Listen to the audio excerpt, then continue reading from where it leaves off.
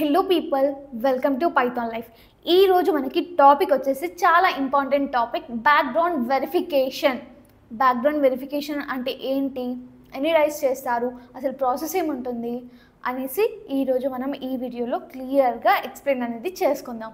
And అంతకంటే ముందుగా మీకు 40+ ఐటీ కోర్సెస్ కావాలి అన్నా కూడా, డైలీ జాబ్ అప్డేట్స్ కావాలి అన్నా కూడా, ఐటీ గురించి టోటల్ అవేర్నెస్ కావాలి అన్నా కూడా జస్ట్ పైథాన్ లైఫ్ని సబ్స్క్రైబ్ అనేది చేసుకోండి. సో ఎవ్రీడే మీరు న్యూ నాలెడ్జ్ అనేది నేర్చుకునే ఛాన్స్ అనేది దొరుకుతుంది. అండ్ డైలీ జాబ్ అప్డేట్స్ వస్తాయి కాబట్టి మీరు అప్లై చేసుకునే ఛాన్స్ అనేది కూడా దొరుకుతుంది.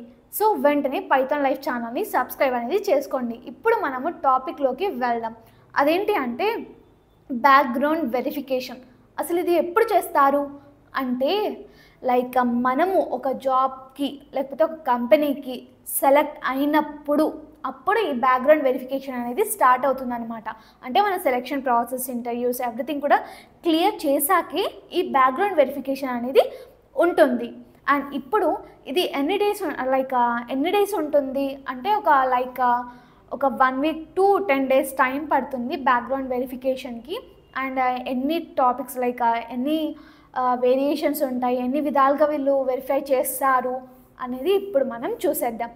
ఫస్ట్లీ వచ్చేసి వాళ్ళు చేసేది ఏంటి అంటే ఎడ్యుకేషనల్ వెరిఫికేషన్ అన్నమాట. అంటే దీంట్లో మనం ఎక్కడ చదివామో అవన్నీ కూడా వెరిఫై చేస్తారు. మనం memos, intermediate, degree, graduation everything కూడా చూస్తారు. ఇంకా డౌట్ ఉంటే కూడా కొన్ని పెద్ద కంపెనీస్ అయితే డైరెక్ట్గా మన యూనివర్సిటీకి, మన కాలేజెస్కి ఎవ్రీథింగ్ మనం రెజ్యూమేలో అయితే మెన్షన్ చేసి ఉంటాం కదా, ఎక్కడ ఏంటి, ఏ యూనివర్సిటీ, ఏ కాలేజ్, ఏ ఏరియా అనేసి.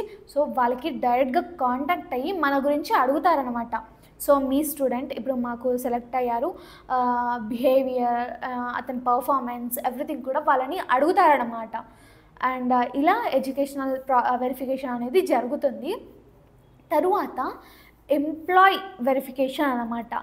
అంటే దీంట్లో మనము ఎక్స్పీరియన్స్ క్యాండిడేట్స్ కూడా ఉంటారు కదా, కొత్త జాబ్కి వెళ్తున్నప్పుడు ఎక్స్పీరియన్స్ వాళ్ళు కూడా న్యూ కంపెనీస్కి షిఫ్ట్ అవుతూ ఉంటారు. అప్పుడు హెచ్ఆర్తో కాంటాక్ట్ అయ్యి, ప్రీవియస్ జాబ్ హెచ్ఆర్తో కాంటాక్ట్ అయ్యి మన గురించి వెరిఫై చేస్తారన్నమాట. దాన్ని మనము ఎంప్లాయ్ వెరిఫికేషన్ అనేసి అంటుంటాం. అండ్ తర్వాత వచ్చేసరికి అడ్రస్ వెరిఫికేషన్. దీంట్లో మనకి Aadhaar card, pan card everything కూడా వెరిఫికేషన్ అనేది చేస్తుంటారు. జెన్యూనా కాదా, అసలు ఇవి ఒరిజినలా కాదా, ఎవ్రీథింగ్ కూడా మన ప్లేసెస్ ఎవ్రీథింగ్ కూడా దీంట్లో అడ్రస్ వెరిఫికేషన్లో చేస్తారన్నమాట. అండ్ తరువాత క్రిమినల్ రికార్డ్ వెరిఫికేషన్. అంటే మనకి ప్రీవియస్గా ఏమైనా ఎఫ్ఐఆర్స్ ఫైల్ అయ్యాయా, ఏమైనా పోలీస్ కంప్లైంట్స్ ఫైల్ అయ్యాయా, మనం క్రిమినలా లేకపోతే మంచి పర్సనా, అసలు ఎలాంటి పర్సన్ అని తెలుసుకోవడానికి మనకి క్రిమినల్ రికార్డ్ వెరిఫికేషన్ కూడా చేస్తారు.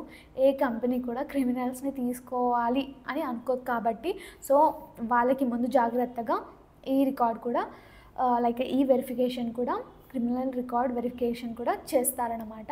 ఫైనల్గా వచ్చేసరికి సోషల్ మీడియా వెరిఫికేషన్ అన్నమాట.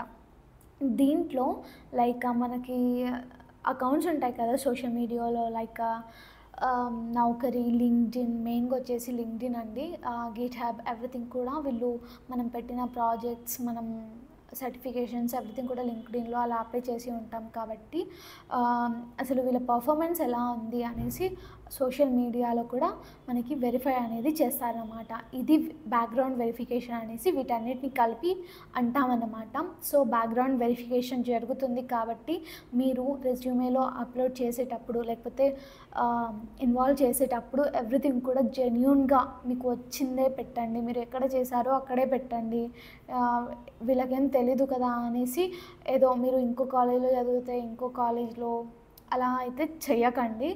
మీరు అన్ని ప్రాసెస్, ఇంటర్వ్యూస్ అన్నీ క్రాక్ చేసినా కూడా వాళ్ళకి చిన్న మిస్టేక్ ఇక్కడ దొరికినా కూడా వాళ్ళు యాక్సెప్ట్ చేయరు. సో ఒక్కసారి మీరు రెజ్యూమేస్ ప్రిపేర్ చేస్తున్నప్పుడు జెన్యూన్గా మీకు ఏదైతే వచ్చో, ఎక్కడైతే చేశారో ఎవ్రీథింగ్ కూడా జెన్యూన్గా ఉండడానికి ట్రై చేయండి. జెన్యూన్గా స్కిల్ ఒకటో రెండో లేకున్నా ఓకే, కాకపోతే జెన్యూన్గా ఉంటే చాలు, హార్డ్ వర్కర్ అవుతే చాలు అని చాలా కంపెనీస్ అనుకుంటాయి. ఎందుకంటే స్కిల్ వాళ్ళు కూడా నేర్పించుకోవచ్చు ట్రైనింగ్స్లో. కాబట్టి మీరు జెన్యూన్గా ఉండడానికి ట్రై చేయండి.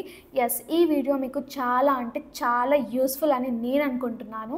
అండ్ వెంటనే మీ ఫ్రెండ్స్ అండ్ ఫ్యామిలీతో షేర్ చేసేయండి. అండ్ ఇన్ కేస్ మీరు పైథాన్ కోడ్స్ నేర్చుకోవాలి అనుకుంటే కామెంట్ సెక్షన్లో కాంటాక్ట్ డీటెయిల్స్ అనేవి మెన్షన్ చేసాం, ఒక్కసారి చూసేయండి. అండ్ మీకు ఒక సర్ప్రైజ్ అనేది ఉంది, అదేంటో డిస్క్రిప్షన్లో చూసేయండి. అండ్ వెంటనే పైథాన్ లైఫ్ ఛానల్ని సబ్స్క్రైబ్ అనేది చేసుకోండి. అండ్ లైక్ అండ్ షేర్ కూడా చేసేయండి. Follow